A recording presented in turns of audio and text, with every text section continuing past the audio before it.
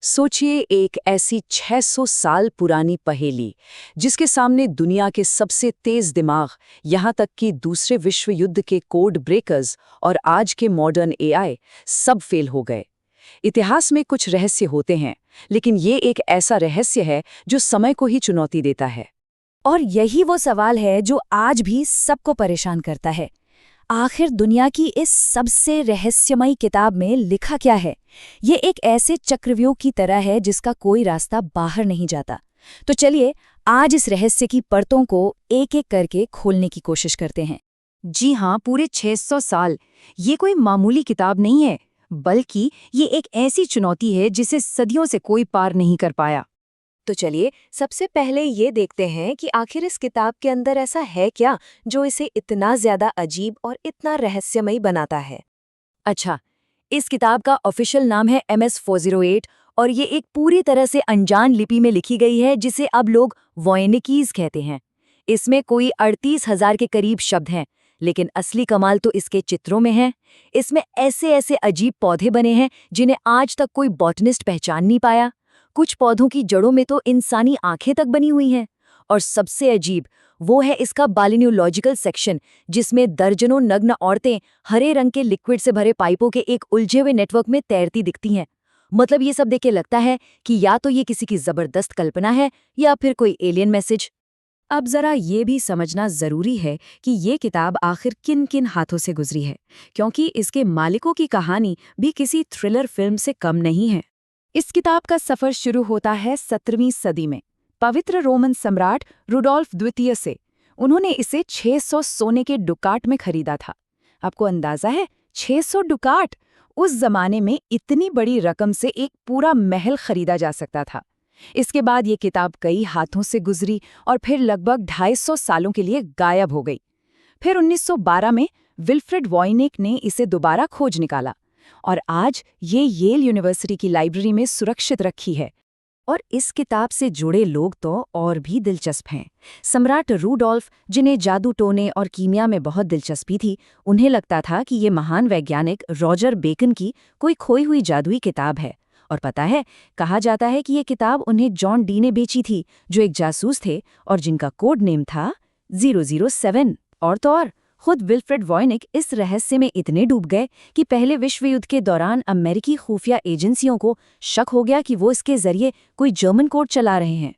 चलिए अब इतिहास से हटकर जरा फोरेंसिक सबूतों पर नजर डालते हैं, क्योंकि कहते हैं ना, जब लिखावट झूठ बोल सकती है, तब भी किताब को बनाने में इस्तेमाल हुआ सामान सच बता ही देता है। 2009 में हुई high precision radio carbon dating ने एक बात तो साफ कर दी। इस किताब के पन्ने 1404 से 1438 के बीच बनाए गए थे। मतलब ये इटालियन रेनेसां यानी पुनर्जागरण का शुरुआती दौर था, जब ज्ञान, कीमिया और रहस्यवाद सब कुछ एक साथ चल रहा था। और जो बात सबसे ज्यादा हैरान करती है वो है इसे बनाने में लगी मेहनत। प्रोटीन एनालिसिस से पता चला है कि इसके हाई क्वालिटी चर्मपत्र के पन्नों को बनाने के लिए कम से कम 14 से 15 बछड़ों की खाल का इस्तेमाल किया गया था। सोचिए जरा। अब यहीं पर एक दिलचस्प कन्फ्यूजन सामने आता है। देखिए, एक तरफ तो इसके पन्ने बहुत महंगे और टॉप क्वालिटी के हैं, जिससे लगता है कि ये कोई बहुत ज़रूरी प्रोजेक्ट था। स्याही भी स्टैंडर्ड आयरन गॉल इंक है जो सदियों तक टिकती है, लेकिन इसमें इस्तेमाल हुए रंग बहुत ही सस्ते और आम हैं। तो इसका मतलब क्या हुआ? इसका मतलब ये हो सकता है कि ये किताब सजाने के लिए नहीं, बल्कि शायद किसी काम के लिए बनाई गई थी। और एक और गहरा रहस्य है इसके गायब पन्ने। एक्सपर्ट्स का मानना है कि इसमें शुरुआत में 272 पन्ने थे, लेकिन आज सिर्फ 240 ही बचे हैं। तो सवाल ये है कि वो 32 पन्ने कहाँ गए? क्या उन्हीं में इस किताब को समझने की चाबी छिपी थी? तो सवाल ये उठता है कि आखिर ये किताब है क्या?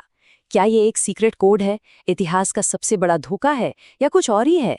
चलिए इसकी कुछ सबसे मशहूर थ्योरीज को समझते हैं।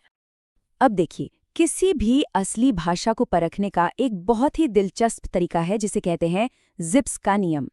ये एक गणितीय सिद्धांत है जो कहता है कि हर असली भाषा में शब्दों के इस्तेमाल का एक खास पैटर्न होता है। जैसे जो शब्द सबसे ज्यादा बार आता है वो दूसरे नंबर वाले शब्द से लगभग 2 गुना ज्यादा इस्तेमाल होगा। और यहीं आकर मामला और भी उलझ जाता है। वॉयनिकीज की लिपि इस जिप्स के नियम को परफेक्टली फॉलो करती है, जिससे लगता है कि ये एक असली भाषा है। लेकिन दूसरी तरफ इसमें शब्दों का दोहराव और अक्षरों का पैटर्न इतना अजीब है कि ये किसी मशीन से बनाया गया कोड लगता है। कई बार तो अगल बगल लिखे शब्द सिर्फ एक अक्षर से अलग होते हैं।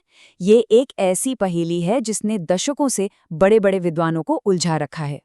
अब एक थ्योरी है जो काफी मजबूत मानी जाती है। ये इसे महिलाओं के रहस्यों से जुड़ती है। 15वीं सदी के एक डॉक्टर जोहानेस हार्टलिब ने लिखा था कि औरतों के सेहत से जुड़ी जानकारी को हमेशा कोड में लिखना चाहिए ताकि वो चर्च और कट्टरपंथियों के हाथ न लगे। तो क्या ये किताब महिलाओं के स्वास्थ्य का एक सीक्रेट इंसाइक्लोपीडिया हो सकती है जिसे बचाने के लिए कोड किया गया हो? लेकिन फिर एक दूसरी थ्योरी भी है जो कहती है कि ये सब एक बहुत बड़ा धोखा था। टेबल और ग्रिल नाम की एक आसान सी 15वीं सदी की तकनीक से कोई भी ऐसा टेक्स्ट बना सकता है जो दिखे तो बहुत मुश्किल लेकिन जिसका कोई मतलब न हो। इस थ्योरी के मुताबिक ये सब सम्राट रूडोल्फ जैसे अमीर खरीदार को बेवकूफ बनाकर वो 600 सोने के डुकाट ऐंठने के लिए किया गया था। पर सवाल फिर वही है, क्या कोई सिर्फ एक धोखे के लिए इतनी महंगी और इतनी मेहनत से किताब बनाएगा? तो ये रहस्य आज 21वीं सदी में भी कायम है और अब तो मॉडर्न टेक्नोलॉजी भी इसके सामने हार मानती दिख रही है। 2018 में एक एआई ने दावा किया कि ये हिब्रू भाषा का एक रूप है, लेकिन जो ट्रांसलेशन निकला वो पूरी तरह से बकवास था। अभी हाल ही में जेनरेटिव एआई ने कहा कि ये एक कीमियाई नुस्खा है, जिसे साइंटिस्ट ने एआई का मतिभ्रम यानी हैलुसिनेशन कहकर खारिज कर दिया। लगता है मॉडर्न टेक्नोलॉजी के बावजूद जवाब आज भी कोसों दूर है। अब एक और दिलचस्प पहलू है। कुछ रिसर्चर्स मानते हैं कि डीएनए टेस्टिंग से शायद गायब पन्नों के बारे में कुछ पता चल सकता है, लेकिन येल के क्यूरेटर्स इसकी इजाजत नहीं देते। उनका कहना है कि डीएनए टेस्ट एक डिस्ट्रक्टिव प्रोसेस है, इसके लिए पन्नों को काटना पड़ेगा और इससे फायदे से ज्यादा नुकसान हो सकता है। ये ज्ञान और संरक्षण के बीच की एक क्लासिक लड़ाई है। तो 600 साल बाद भी वॉयनिक पांडुलिपि एक अनसुलझी पहेली बनी हुई है। ये हमें याद दिलाती है कि इतिहास में कुछ रहस्य इतने गहरे होते हैं कि शायद उनका मकसद जवाब देना है ही नहीं, बल्कि हमारी जिज्ञासा को हमेशा जिंदा रखना है। शायद असली खजाना कोड के अंदर नहीं, बल्कि उस खोज